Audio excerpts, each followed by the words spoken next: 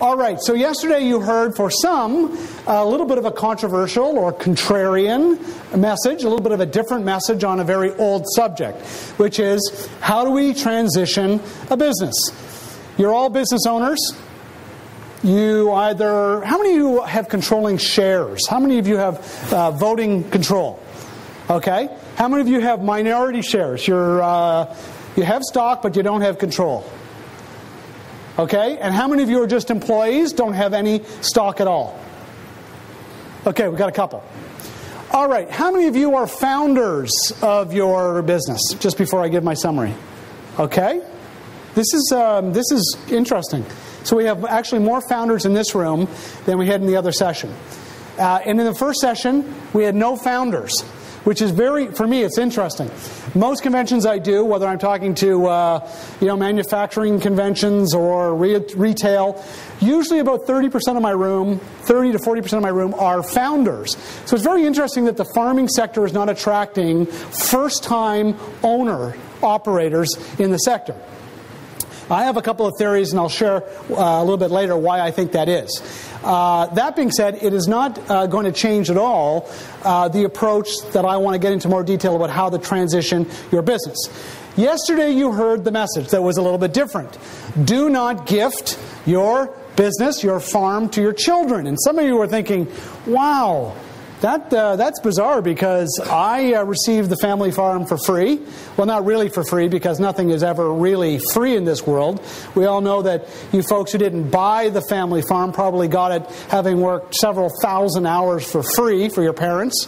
It's called sweat equity. I've heard that phrase a couple of times. You earned it, but in a very different way, and no one really knows if you got the farm exactly for the lowest price or the best price.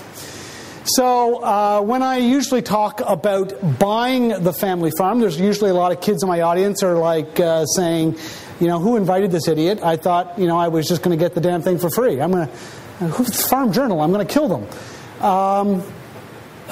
And then when kids hear the end of my talk, particularly hopefully at the end of this deeper session, where we drill a little bit deeper in the approach, kids understand that what I'm trying to do is protect family wealth, which will eventually be their wealth if their parents do what most parents do, which is divide the estate equally among the kids. So while as I'm saying don't gift the family farm, I am saying if the kids don't want to buy it, you need to sell it to someone else and pass the wealth to children. So I gave the example in the previous group that when I was speaking in El Salvador, once I opened my speech. It was a group of large agribusinesses, coffee farmers, sugarcane, and big, like only 6 families run the entire country. And I had this young guy in my front row, and I said, never gift your business to your kids. And this kid reaches into his jacket, and I'm thinking, oh my God, I'm going to be the first guy who actually bites it. In El Salvador, they'll never find my body. This is bad. So I skipped through right to the end of my speech and said, it's very important that you pass your wealth to your children. And all of a sudden the hand comes out of the jacket, as it does when kids hear this message, and he's buying me a drink at the bar. I'm the new golden boy. Kids, actually, when they hear my message, they kind of dig it. They actually understand that I'm not trying to deny the next generation anything. In fact, what I'm trying to do is protect the value, the retained earnings in the family farm, in the business. Okay? So how do we do that? We do it really by these questions. These questions in my book are not imagined. They were not invented. These are questions that my father asked me. Some of these questions go back to my grandfather.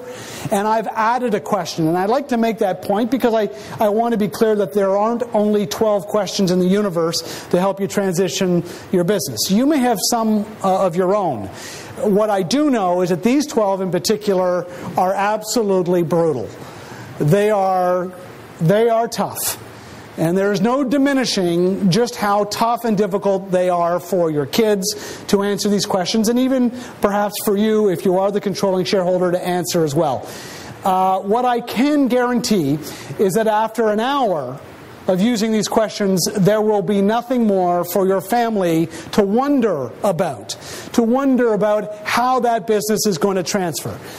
I like to say that silence is the great destroyer of wealth in family businesses. It's not fighting. It's not the bickering. It's not opening the can of worms with these 12 questions and people fighting. Families are incredibly resilient in dealing with conflict. Families, unlike corporations where people are unrelated by blood or marriage, families figure stuff out. But I'll tell you what will destroy your family.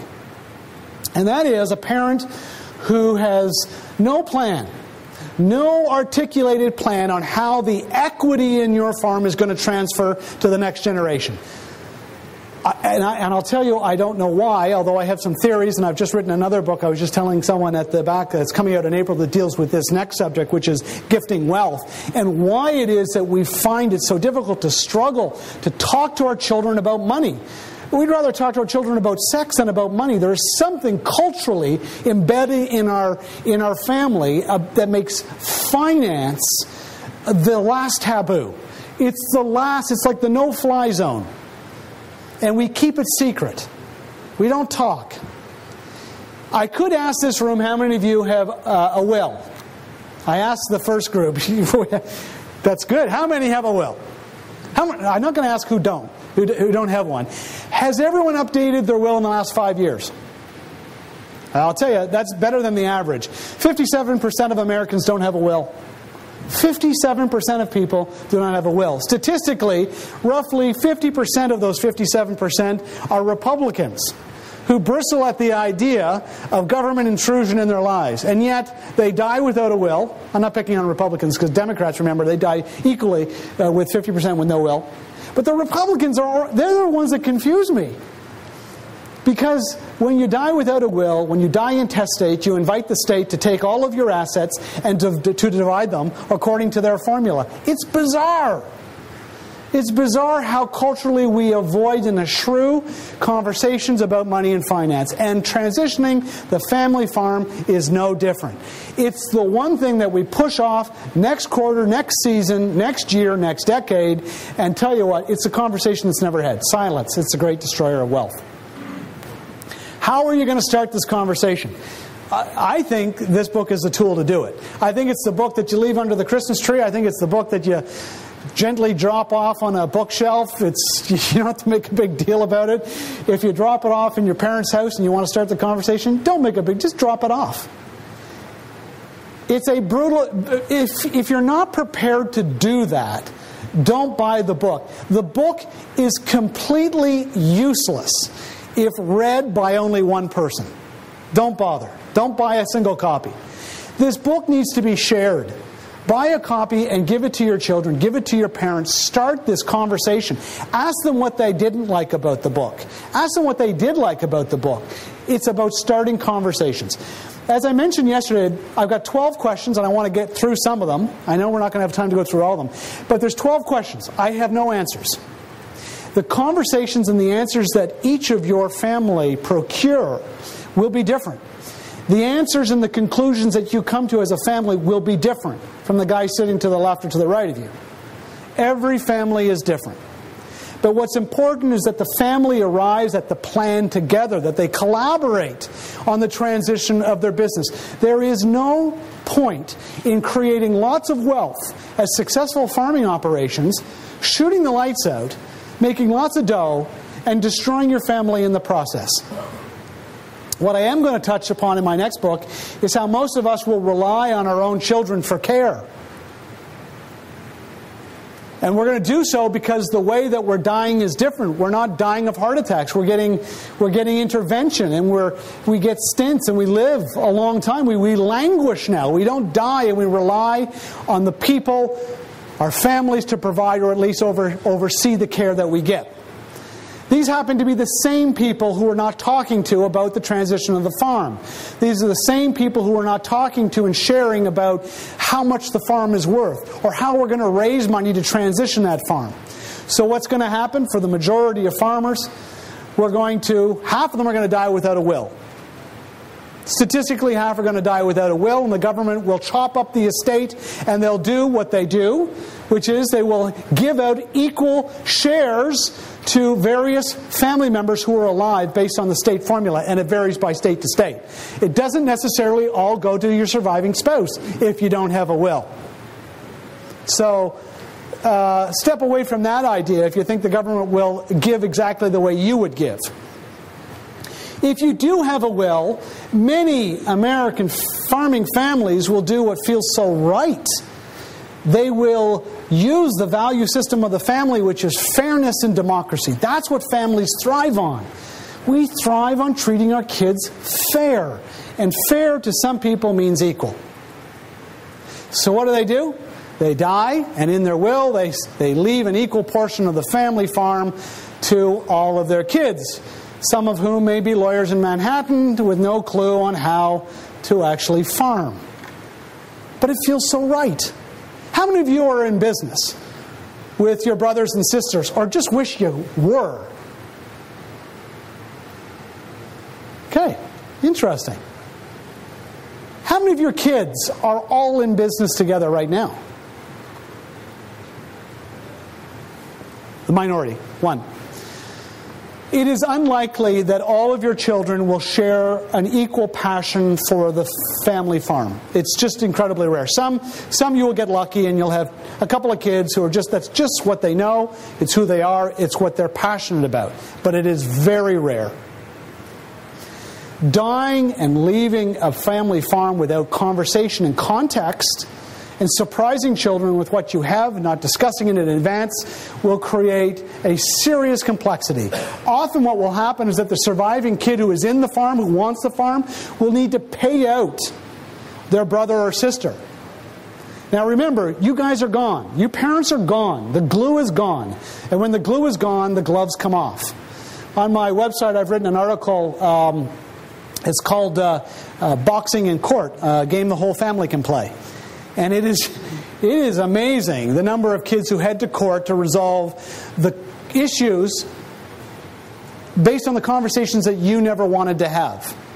So what happens is the kids outside the business simply want their cash and they want it quick. And if you've had a bad year in the farming operation that isn't kicking off the free cash flow, the child in the business who wants the business can't come up with the cash.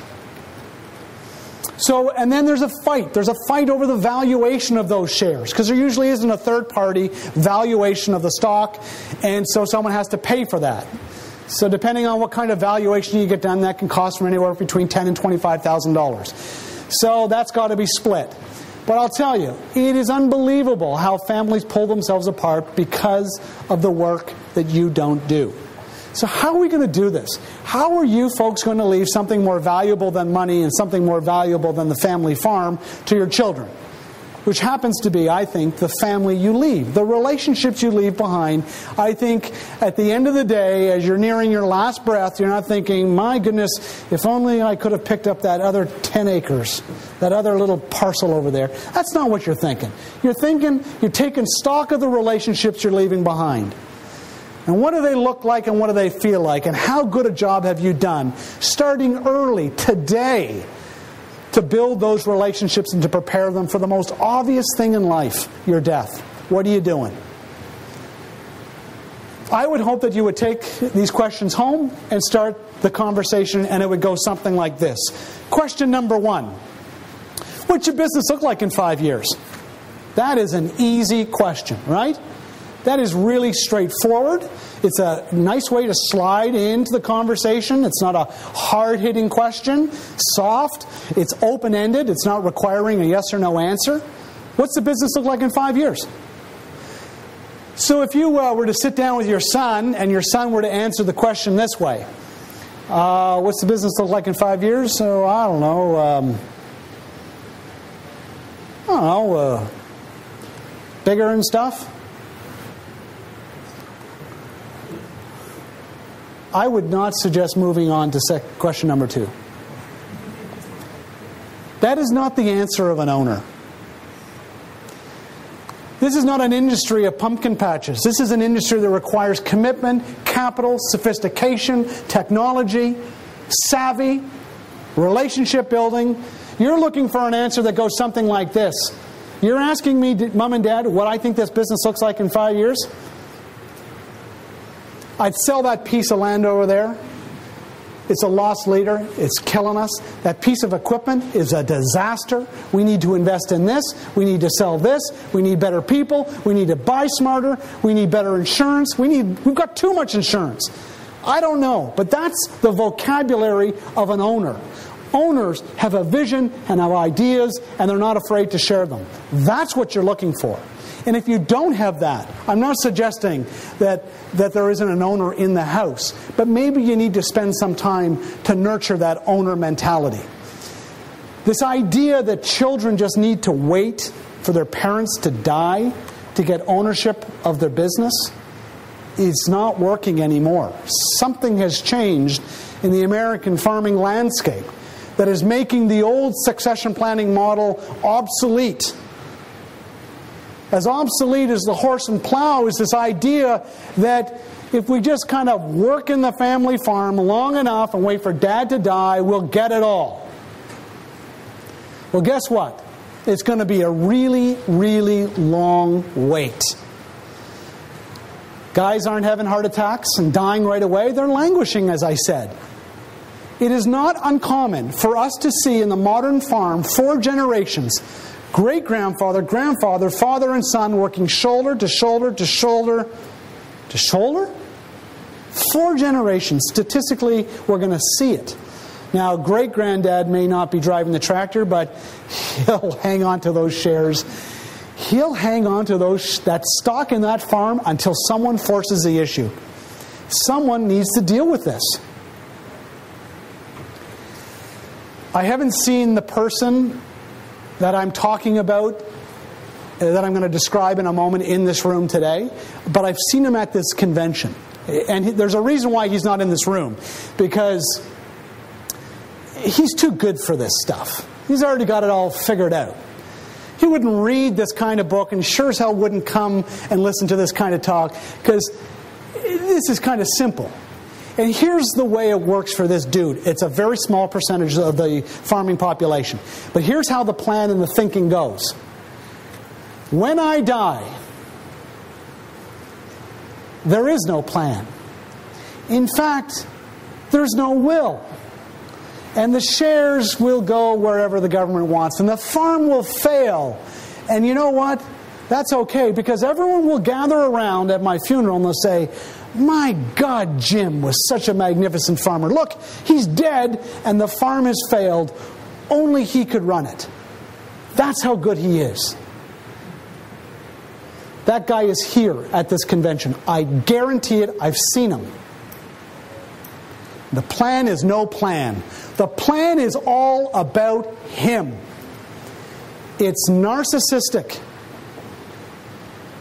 Maybe this guy, you've seen him in your community, you've heard about this farmer who dies without a will and leaves nothing but fighting and chaos and litigation in their wake. That's their legacy. That's what that guy's plan was. This guy is not dumb. These are not dumb people who don't plan. They're not healthy people, but they're not dumb. They know exactly what they're doing. The business is all about control. If you got control of that stock, if you control your family and your employees' lives, you're living the dream.